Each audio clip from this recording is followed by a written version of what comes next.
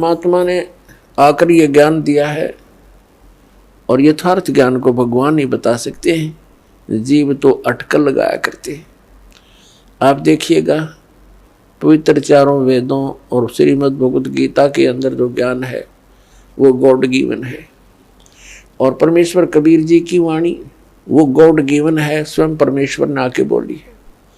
और उन महापुरुषों की वाणी जो परमात्मा से परिचित हुए, जिनको भगवान आकर सीधे मिले, उनको अपने से परिचित करा के वापस छोड़ा, उनकी वाणी भी गॉड गिवन है, क्योंकि उनका अनुभव आंखों देखा है परमात्मा की उन वाणी से भी मेल खाता है।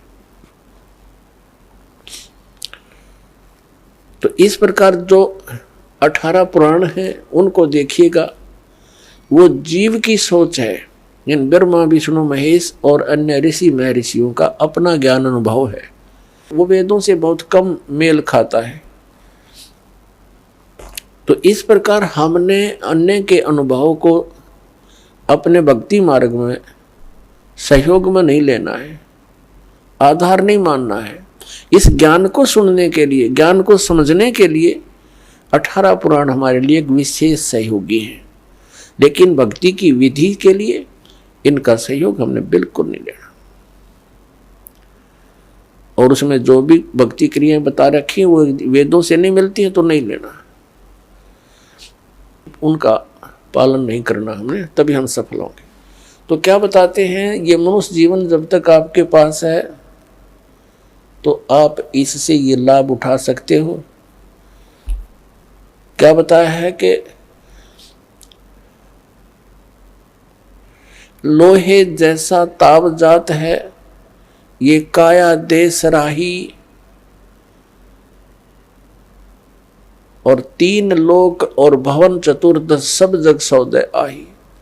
जैसे कारीगर लोहे को गर्म करता है, उसको इतना गर्म कर देता है बहुत अधिक, और फिर उसको निकाल कर तुरंत उस पर चोटें लगाता है।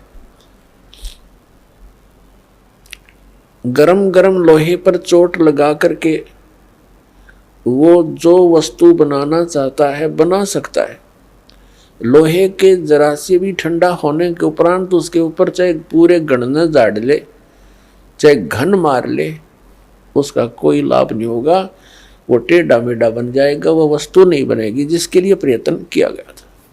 तो ये मनुष्य जीवन जिसका शांत हो जाएगा, जब तक मनुष्य जीवन है ये लोहा गर्म है, इस पर राम नाम की चोट मार के आप जो बनाना चाहते हो बना सकते हो। जब ये ठंडा हो जाएगा, मृत्यु हो जाएगी, फिर कुछ नहीं हो, चाहे पाछे इसके श्राद्ध निकालते रहियो, वो तो ठंडा होने के बाद चोट मारनी है। और चाहे उसकी 13वीं करते रहियो, 13वीं 17वीं, वो तो लोहा ठंडा होने के बाद व्यर्थ प्रयत्न कर रहे हो। तो यहां क्या बताते हैं, 3 लोक और भवन चतुर्दश सब जग सौदे आही, दुगने तिगने किए चौगने किन्हु मूल गवाही। किसी ने तो दुगने तिगने चौगने कर लिए मनुष्य जीवन से सतभक्ति करके, और किन्होंने मूल का नाश कर लिया, मूल गंवा दिया, यानी मनुष्य जीवन को यही फूफर करके अन्य क्रियाओं में ही व्यर्थ कर गए, उन्होंने मूल धन का नाश कर दिया। अब भक्ति न करने से क्या हानि होगी। नर से तू पशुआ की जय, गद्दा बैल बनाई, ये 56 भोग कहाँ मन मूर्ख, कित कुरडी चरने जाई। पुण्यात्मा, हम मनुष्य जीवन प्राप्त करके उन सभी सुविधाओं को प्राप्त कर लेते हैं जो भगवान मनुष्य जीवन प्राप्त प्राणी को देता है। वो क्यों देता है? इसलिए देता है कि इन सुविधाओं को प्राप्त करके ये भक्ति कर लेगा, अपना कल्याण करा लेगा। जिनको मानव शरीर प्राप्त है वो उनकी ड्रेस अन्य प्राणियों से भिन्न है। ड्रेस मीन आपका ये शरीर, ये बॉडी, ये ड्रेस है, एक पोशाक है आपकी, ये स्टूडेंट की है। और जो स्टूडेंट, जो विद्यार्थी अपना उद्देश्य को पूरा ना करके, पढ़ाई ना करके सिनेमा देखता है, गेम देखता है, बाहर बकवाद करता है, तो फिर क्या होगा? वो अपना जीवन नाश कर रहा है, वो अपने उद्देश्य से भटक चुका है। और फिर क्या बनेगा? वो मजदूर लगेगा और कहीं मिट्टी ढोएगा, रिक्शा चलाएगा, पल्लेदारी करेगा। जिस उद्देश्य से वो विद्यालय में गया था उससे चूक गया, वो लाभ प्राप्त नहीं कर सका। ठीक इसी प्रकार आप जी जिनको भी मानव शरीर प्राप्त है, चाहे वो रिक्शा चालक है, चाहे कोई मजदूर है, चाहे कोई धनी व्यक्ति है, चाहे अधिकारी कर्मचारी है, या कोई मंत्री, प्रधानमंत्री, मुख्यमंत्री, राष्ट्रपति है, ये सब स्टूडेंट हैं। और जो ये भक्ति साधना नहीं कर रहे वो अपने उद्देश्य से भटक चुके हैं। माता पिता से प्राप्त उस धन का वो दुरुपयोग कर रहे हैं। हमारा माता पिता कौन है? कबीर भगवान। उसने हमें ये पूंजी दे करके आपको फ्री कर रखा है। जैसे बच्चे को माता पिता 15-16 वर्ष तक बिल्कुल फ्री कर देते हैं, बढ़िया कपड़े देते हैं, बढ़िया खाना देते हैं, कोई काम भी नहीं लेते हैं, पैसे भी खूब खर्च करते हैं। तुम किसी प्रकार अपना उद्धार करवाओ, अपनी शिक्षा पूरी कर लो।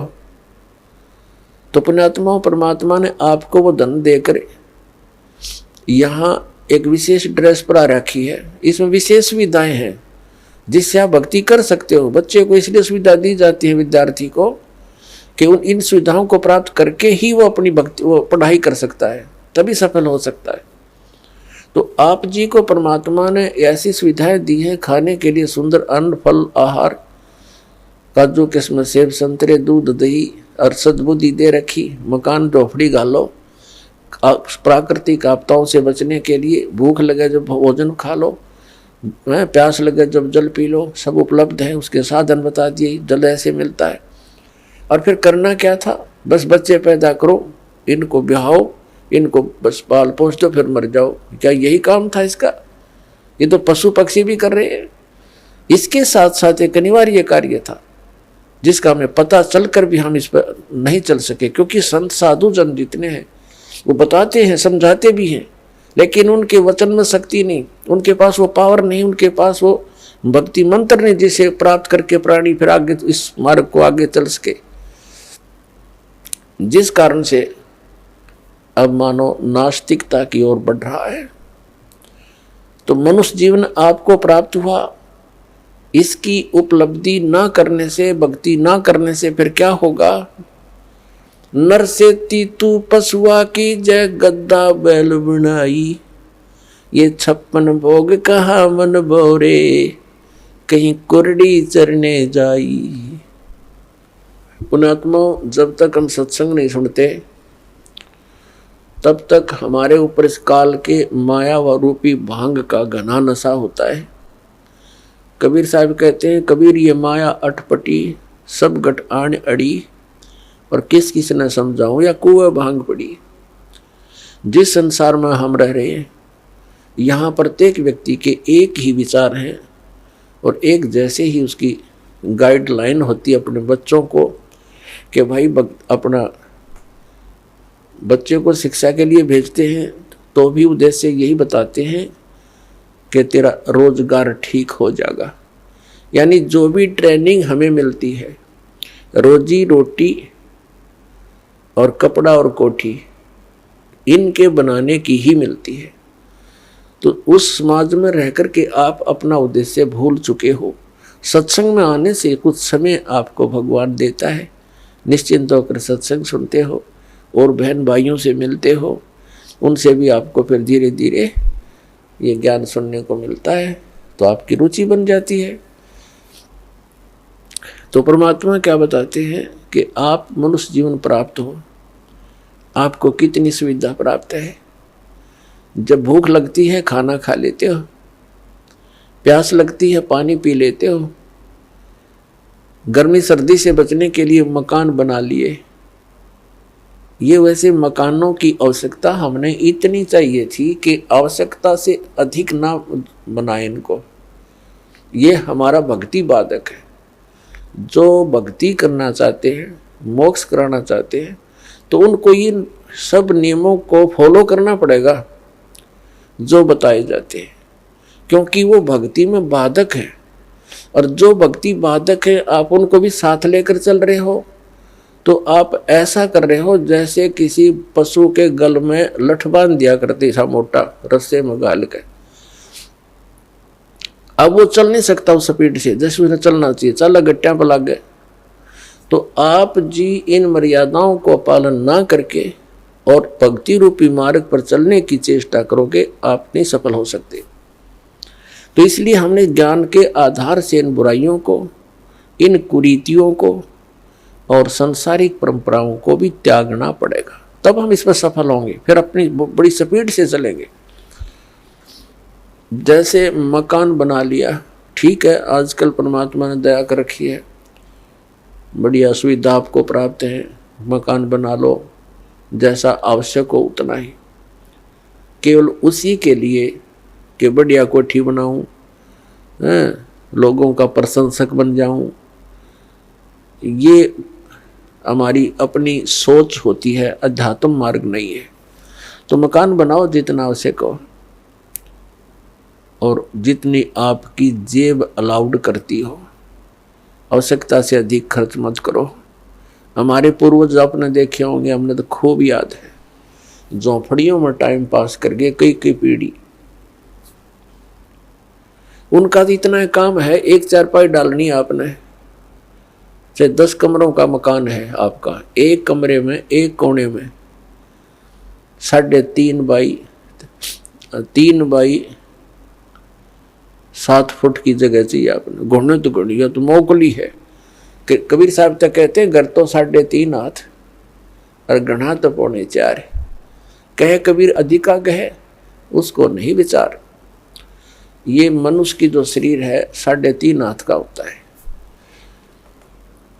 परमात्मा कहते हैं आपने घर 3.5 हाथ की आवश्यकता है, घना बनाओ तो 4.25, अरे से फालतू बनावा है तो मूर्खता है तेरी। फिर भी परमात्मा का कहने का तात्पर्य है कि आवश्यकता से अधिक कोई भी वस्तु आप संग्रह करते हो, आपकी भक्ति का बाधक बनेगा, क्योंकि समय वेस्ट व्यर्थ जाएगा।